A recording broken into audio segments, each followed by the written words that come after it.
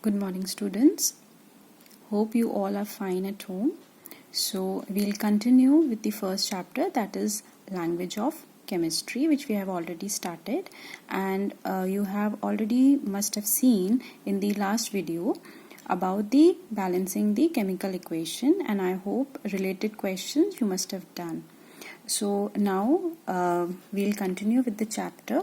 So first of all, we'll be quickly doing the recap that you have already done the balancing, and you all people know that why balancing is required. It is because as per the law of conservation of mass states that mass can neither be created nor be lost nor be destroyed. So therefore it has to be balanced, and in the previous video you have already studied and been taught and explained in great detail about it. Now what the information is conveyed by a balanced chemical equation is, here we will be seeing the actual results of the chemical change, reactants, whatever the chemical change is happening, that we are writing it in the form of equation.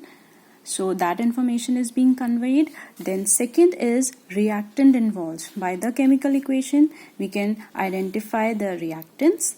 These are the reactants, whereas on the right side we have the products. So by the chemical equation we can make out both these things also.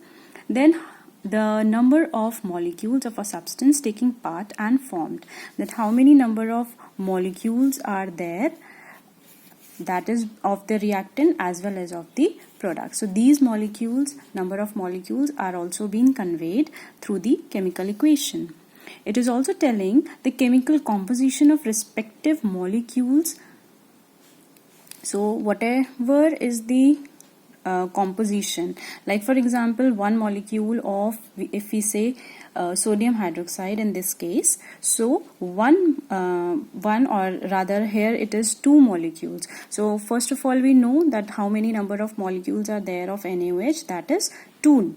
Then what is the chemical composition which is there composing this molecule is sodium and hydroxide. Okay. So this is what it is. Then the molecular mass, which we will be studying in detail in the next topic. We can calculate the molecular mass as well. Then it proves the law of conservation of mass. So this is also important, that is why we say that is the reason why we balance the equations. Obviously in turn, if we say, then we can say that the chemical equation is proving the law of conservation of mass. Now there are certain limitations also to it, that is it does not tell us the physical properties of the reactants and the products. So it is not telling us the physical properties of the reactants, that it is in, they are reactants or the products, they are in which state, physical state, that is solid, liquid or gas. That is not being conveyed. It does not tell us the time taken, how much time duration is it taking, because there are certain reactions which are taking place for 10 minutes, some are taking 20 minutes or maybe 1 day or 3 days also. So that is also not being conveyed through the chemical equation. Then whether heat is given out or absorbed during the reaction, that is also not being conveyed. As we can see, we cannot make out that whether the reaction is absorbing or giving out the heat.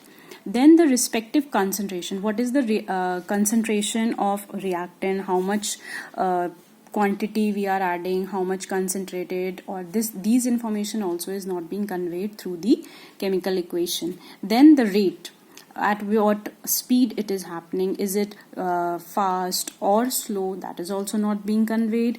Then whether the reaction is reversible, so we cannot say these are the limitation, or the reaction is completed or not, whether this reaction which is being carried out, it is completed finally or it is not. So these informations are not there in the chemical equation, but still we can make few of the out of these limitations which we have.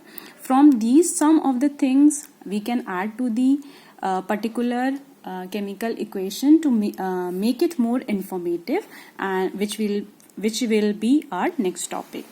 So now, how we can make it more informative? First of all, whatever the temperature, pressure, catalyst or promoter, so catalyst, the word here is come. So catalyst means the one which is speeding up or altering the rate of reaction. So that is also temperature, pressure and catalyst. We can write it on the arrowhead of the reaction. Now the next thing is we can also add, as we have seen that was one of the limitation, that physical properties of the reactants was not, physical states was not there in the reaction, but still that we can write it. S for solid. For liquids we write aqueous, that is AQ, and for gases we write G. Then another information which was the limitation, but still we can write it to make it more informative, that is plus heat or minus heat, or we can also show it by this triangle. This represent heat. So if we are writing plus this sign, that means heat is absorbed. If minus, then it is being lost. So now the next information which can be there, which can be added to make our chemical equation more informative, is by adding the concentration. Here we can see that this acid is there, so whether it is concentrated or dilute, that we can add the information that it is a dilute solution. So here we are, so few limitations can be covered up by adding it or by writing them in the chemical equation to make it more informative. But still few limitations are still there, as time taken we cannot write, whether the reaction is completing or not, that also we cannot write. And one more thing is there, that reversible and irreversible also we can write. Reversible reactions we show it with the help of the double arrow, whereas if it is an irreversible, that is it is happening only in one direction, then we write it with the help of this one arrowhead, that is going in only one direction, whereas irreversible and reversible, that is going back. If we alter the conditions, change the condition, so the whole reaction can be reversed back. So in that case we show it with the help of this double side arrow, whereas for irreversible we have arrow only on one side, whereas this is for reversible reactions. Now the next thing is relative atomic mass. Now relative atomic mass,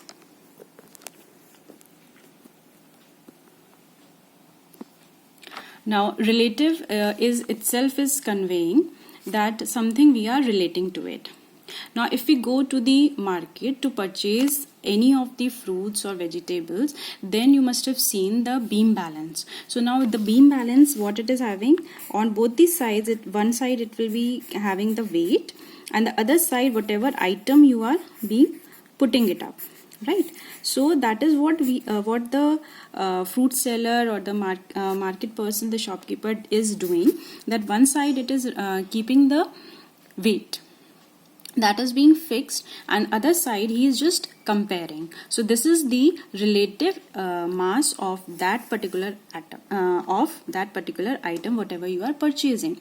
But in the case of atoms, if we want to calculate the masses of relative atomic masses, that is not possible for atoms, because the mass is too less. It is somewhere 10 to the power minus 23 or 25 or 10 to the power minus 30. So that is too low, too less to be weighed on this beam balance.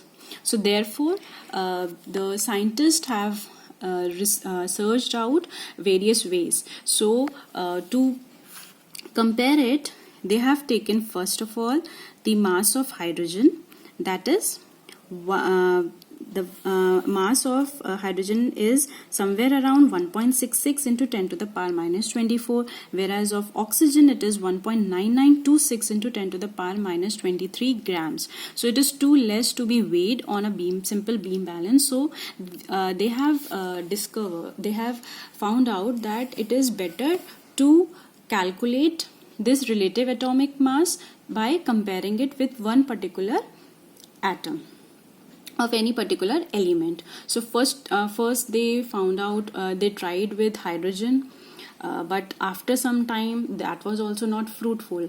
Then they went with the another atom element, that is oxygen atom. So oxygen, when they have gone through, then also it was not fruitful. Why? Because most at that time when they were using oxygen for calculating relative atomic masses, they were not they came across with one observation that oxygen was not combining with most of the elements discovered at that time. So with anything they cannot do it, right? So what they then finally in 1961 they found out that carbon 12 is the one of the isotope of carbon, right? So isotope of carbon, they have found out that was carbon 12, and that particular carbon 12 atom they have taken for the calculation of relative atomic mass. So now whatever the masses are there, they are combining, they are comparing with this with the mass of this carbon 12 atom, right? So for this comparison, what the fruit seller is doing for this comparison, in this place they have what they have taken, the scientists have taken carbon 12 now. So now you can just imagine that how it is being compared in one particular molecule, we can say, or the compound it is forming with the carbon atom that is being there. So that is being compared with it, right? So we can say, we can define relative atomic mass or atomic weight of an element is the number of times one atom of the element is heavier than 1 by 12 times of an atom of carbon 12. So it is 1/12. So if we see the weight mass of the carbon atom, so 1/12 of that we are comparing with mass of one atom of element. So that is what relative atomic mass is there, or we can simply say atomic weight of an element. And the value of 1 AMU is given in your books also, or we can say as 1 U also. So now what is the full form of AMU? It is atomic mass unit, whereas U is unified mass, which is equal to, the value is equal to 1.6605 into 10 to the power minus 24 grams. This value can be asked for question for one word or something like this in the exam as well. So now after relative atomic mass, now we come to relative molecular mass. So it is just the same, somewhat same, atomic mass and the molecular mass. It is simply, this is about the atom, whereas this one is molecule. So now what is relative molecular mass? When we are talking about the whole molecule, relative atomic mass we were talking about atom, one atom, only one atom we were talking about, whereas relative molecular mass we are talking about the whole molecule. So relative molecular mass or molecular weight of an element or a compound is the number it represents how many times one molecule of the substance is heavier than 1/12 of the mass of an atom of carbon 12. Here also in both the cases we are comparing the mass of atom or mass of the molecule with 1/12 of the mass of carbon 12 atom. So that is what we are doing in both the cases. For comparison, why we have chosen carbon 12? It is just for the reason because carbon is isotope of carbon, that is carbon 12 is one of the element which is forming compounds with most of the elements at that time. So therefore they have chosen this, and it was convenient for them, and they have taken 1/12 the mass of this carbon 12. So therefore it comes out to be that that comes out to be the relative atomic mass if we are comparing one atom with the carbon 12, or relative molecular mass if we are comparing the molecule of any substance with the carbon 12 atom. So now how we can calculate relative molecular mass? We can calculate simply by adding the relative atomic masses of all the atoms present in a molecule. In a molecule, whichever various atoms are present, if we add the their respective atomic masses, we can calculate by addition, we can calculate the relative molecular mass. So how we are calculating and the questions related to it, numericals related to it, we'll be discussing them all in the next video.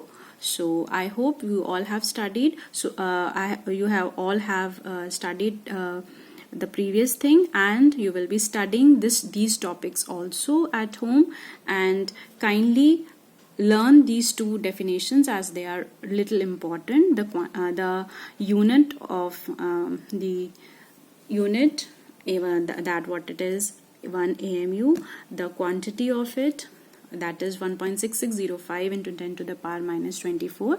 And be safe and stay healthy.